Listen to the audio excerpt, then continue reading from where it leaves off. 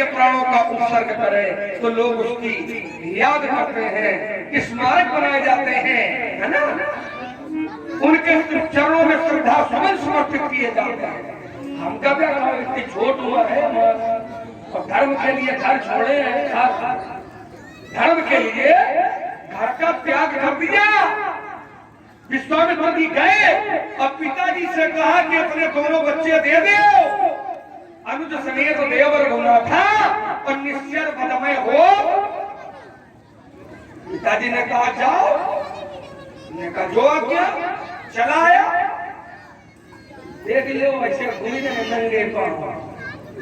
अयोध्या के राजकुमार है, अयोध्या के गलियों से निकलता था तो पहले फूल बिछाए जाते थे, फूल ऐसे घर में पैदा में बने समझे ऐसे ही घर है। तुम आ जाओ तो निकलो के नहीं घर से, आना कभी हम आपको निमंत्रण दिए नहीं, अयोध्या आना कभी। ऐसे ऐसे घर है कि गर्मी में सर्दी का आनंद है, गर्मी हो तो सर्दी वाला ये समझ गए। इसीलिए तो राजा ने देखा, राजा जनक ने देखा कि राजा के लड़के हैं और सुख संसाधन में पले बड़े हैं, वो अब बाग में सो रहे हैं। तो राजा जनक कहे विश्वामित्र जी हम लोगों को ले आए। वो कहाँ ले आए? बोले ये वहाँ के योग्य नहीं है। कहाँ के योग्य है?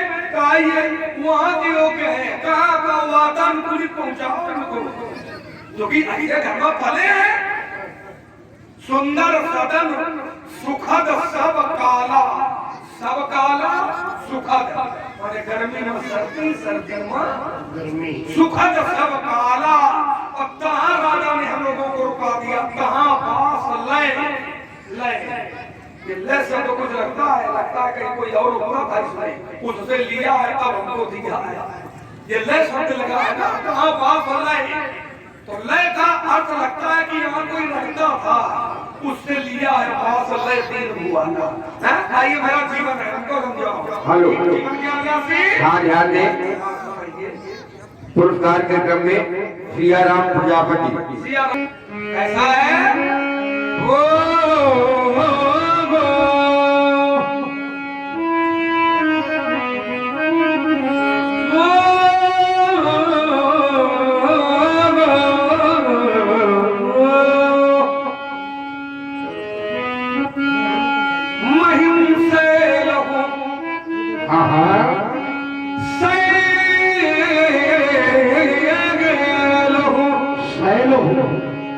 महिम से लहू पर पिघलता नहीं हूँ, एक मेरा जीवन है। महिम से लहू पर पिघलता नहीं हूँ, स्वयं हो जलूं किंतु जलता नहीं हूँ।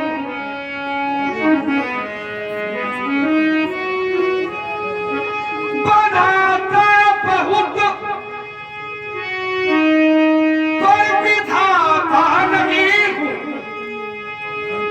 और दुर्भाग्य है कि भला स्वच्छ जल से कुआं में नहीं हूँ।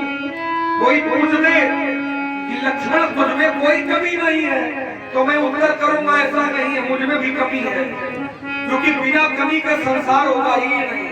संसार में अगर पैदा हुए हो तो ये कीचड़ का संसार है, कीचड़ का, तो कीचड़ के संसार में पैदा हुए हो तो कीचड़ तो लगेगा ही। मिट्टी का संसार है और मिट्टी के संसार में अगर पैदा हुए हो तो कीचड़ तो एक न एक दिन लगना ही, क्योंकि नियम कहता है ना, काजल की कोठरी में, काजल की कोठरी में कितनों की सयानो जाओ, एक शीत लागी है मैं तभी तो कहता हूँ कि भरा स्वच्छ जल से कुआं में नहीं हूँ, और चमकता बहुत क्षुद्र तारा।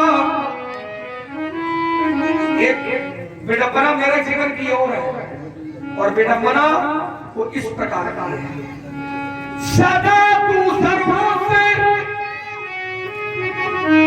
गया मैं छला, सदा तू सर्वों से गया मैं छला हूँ, अब भला तो नहीं। मैं नहीं कहता हूँ मैं बहुत अच्छा हूँ, मैं प्रतिस्पर्धा नहीं करता कि मैं अच्छा हूँ ना, भला तो नहीं, पर इतना जरूर रखो बुरों से भला मैं सबसे अच्छा हूँ, इसका कोई दावा नहीं है, लेकिन बुरे लोगों से मैं अच्छा हूँ इसका 100% दावा है। मैं सबसे अच्छा हूँ ये मैं कहने का अधिकारी नहीं हूँ, लेकिन बुरे लोगों से मैं अच्छा हूँ ये मैं कहना चाहता था, तभी तो कहता हूँ। सुलगता बहुत सुलगता, और सुलगने का ही प्रमाण है। जब मिथिला में आए थे तो लोगों को खबर मिली थी कि तू लड़का आए, स्थिति हो गई थी। काम सब त्यागी मन रंग निज लूटन, लागी ही हर सही पर सही सुमन। इस गली से निकलता था लोग फूल बरसाते थे, और क्या गली में कोई चांद निकला, जाने कितने दिनों के बाद हम लोग आए तो लोगों ने फूल बरसाना शुरू करो। ही हर सही पर सही सुमन, सुमुखी सुलोचन वृंद, और जाई जहां जहां बंधु तो तह परमा। अभी तो कहता हूँ सुलगता बहुत, पर धुआं में नहीं हूँ, मैं शैल हूँ पर पिघलता नहीं। राजकुमार तू हिमसेन है तो तुझे पिघलना पड़ेगा, और क्या कभी ज्ञान गंगा धरा में बहेगी, स्वयं ज्वाल है, अगर स्वयं ज्वाल है तो तुझे जलना पड़ेगा। कभी प्रेम ज्योति ये घर घर जलेगी, छलों में छला है प्रलय में पला है, कहता है गुरु से बना है ना, सबसे बुरा तू सबसे बुरा है। सुलग था तो है सुलगता, ये कह रहा है सुमन सुंदर लगता ना, हमें तो हाँ तेरा भैया बहुत सुंदर लगा, तभी तो राम ही चिते रहे थे विलोचन। तू सुलगता है तो तुझे धुआं बनना पड़ेगा, स्वयं ज्वाल है तो तुझे जलना पड़ेगा। चलिए देखिए काफी हद तक परशुराम जी ने बात स्वीकार कर ली, बोले तुम सुंदर नहीं लगते हो, लेकिन तुम्हारा भैया जरूर सुंदर है। ये स्वीकारो भी है कि तुम तो नहीं हो लेकिन तुम्हारा भैया है। मैं यही चाहता हूँ, मैं अपनी प्रशंसा का थोड़ी भूखा हूँ, मैं तो राम की प्रशंसा का भूखा हूँ कि राम जी की प्रशंसा हो, राम जी का गुणगान हो, राम जी का नाम दूसरे के मुंह से निकले, हमारा नाम निकले अच्छा है। लेकिन निकले क्या है, निकले लोग कही देंगे जुग जुगिया ख्याल है, फिर राम लक्ष्मण ये मतलब आप समझो, तुम्हारा हमको समझो। आओ तो तारी बेटा, हम अपने नाम की कभी कल्पना नहीं करते, पर ये तो लोगों की भावनाएं हैं कि जोड़ी हो गया मैंने लड़का हो गया तो राम लक्ष्मण की तरह है, और ना हुए तो ना हुए तो ज्यादा सही है। फिर एक ने कहा कि लड़का हो तो लक्ष्मण की तरह और ना हो तो मैं थारी बांझ बनी रहे वो ज्यादा सही। अब ये नहीं कहेंगे कि आप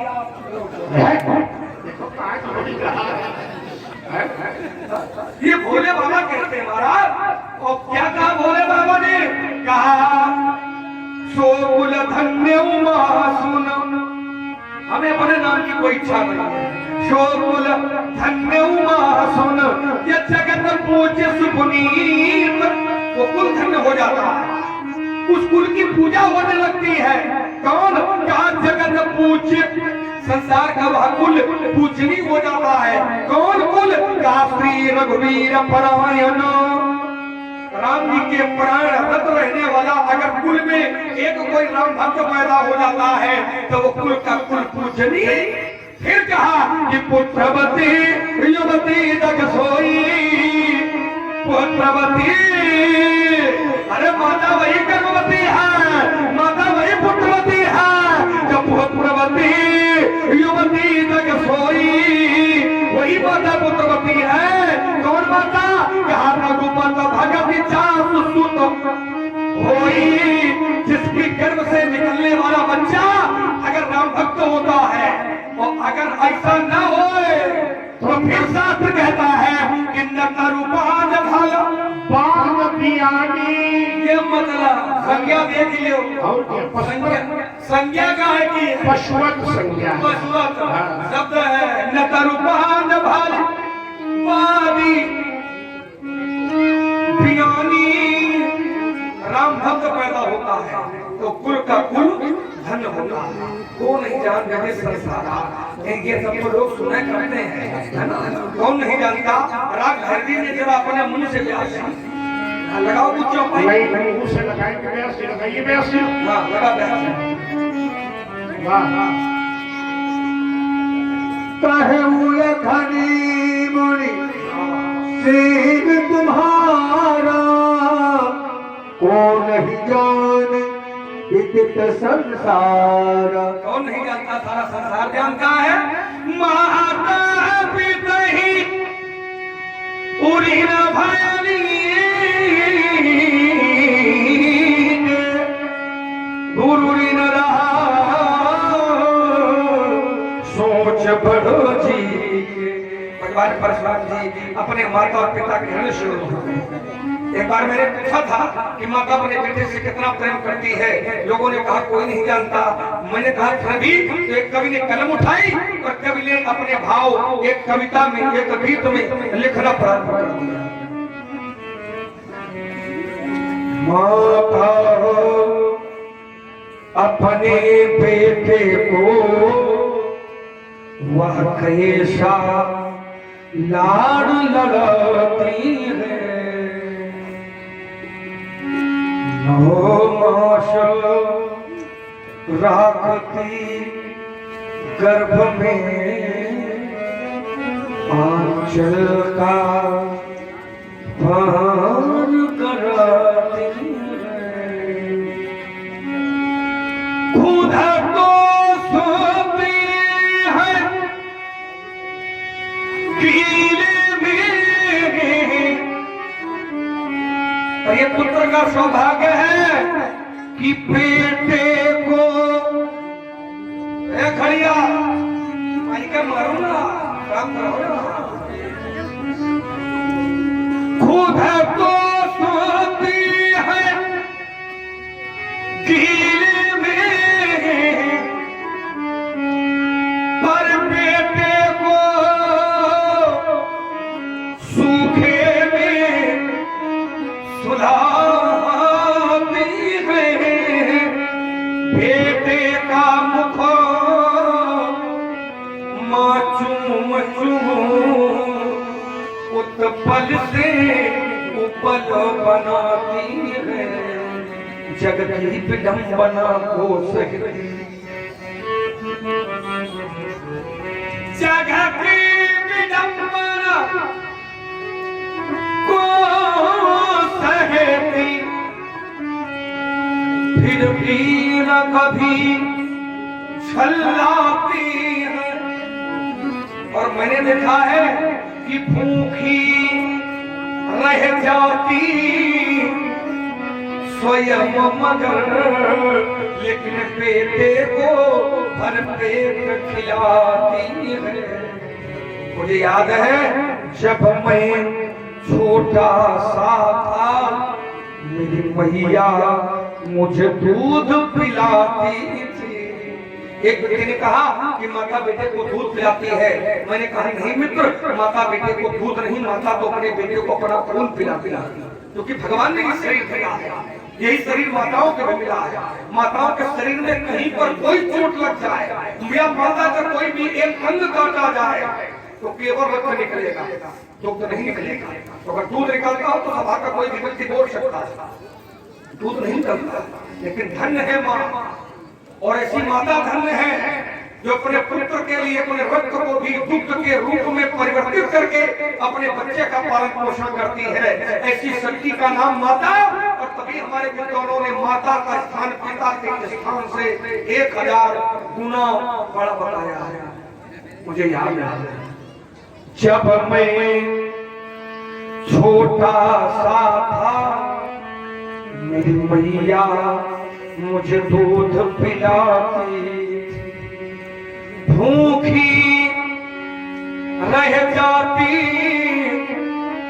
स्वयं मगर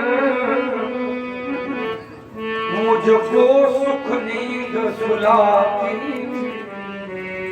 मैं कभी कभी रोने लगता,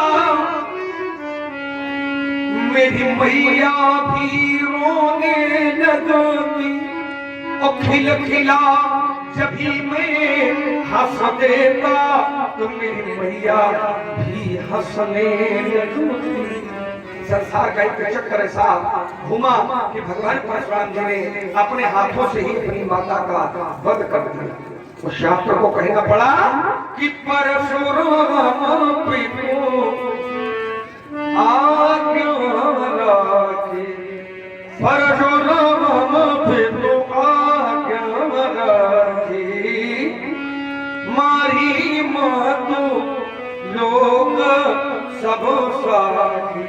सारा संसार जानता है सोजन हमारे माथे काढ़ा, अगर माथे काढ़ा तो दिन चल गया। जो कि व्यक्ति अगर कोई कर्जा काटता है तो अपने माथे, जब कोई कर्जा काटता है तो कर्जा वो अपने माथे काटता है। लेकिन परशुराम जी की ऐसे महापुरुष है, इन्होंने जो कर्जा काढ़ा वो हमारे माथे, इन्होंने जो कर्जा काढ़ा है वो हमारे माथे। और जब हमारे माथे है, जब हमको देना है तो हम ब्याज देने के पक्ष में नहीं है, क्योंकि ऋण लेना कोई गलत नहीं है, लेकिन ऋण को न देना ये गलत है। ऋण लिया और लेने वाला भूल गया कि हम ऋण लिए हैं। एक स्थिति वो आती ऋण का फिर ब्याज शुरू, अभी ज्यादा लापरवाह कोई ले गया तो ब्याज से फिर ब्याज। इस पक्ष में हम सो जब हमारे माथे काढ़ा, अगर हमारे माथे काढ़ा है तो दिन बहुत हो रहे, वो अगर और ऐसे दिन बढ़ते रहे तो दिन चल गया हूँ, अगर दिन ऐसे चलते गए तो फिर ब्याज को बढ़ा, ब्याज बहुत हो जाएगा और ब्याज हम देने के पक्ष में नहीं है। इसलिए व्यवहारिया बोली, व्यवहार को बुला तो तुरंत देव में थैली खोली। मैं अभी थैली खोल के निपटा दूंगा, बुलाओ कितना क्या जाते हो चुटकियों में एक माला मधुरा निकल जाएगी। आज लक्ष्मण की पूरी शैली ही देख ये सोना के है, सोने के देख रहे हैं।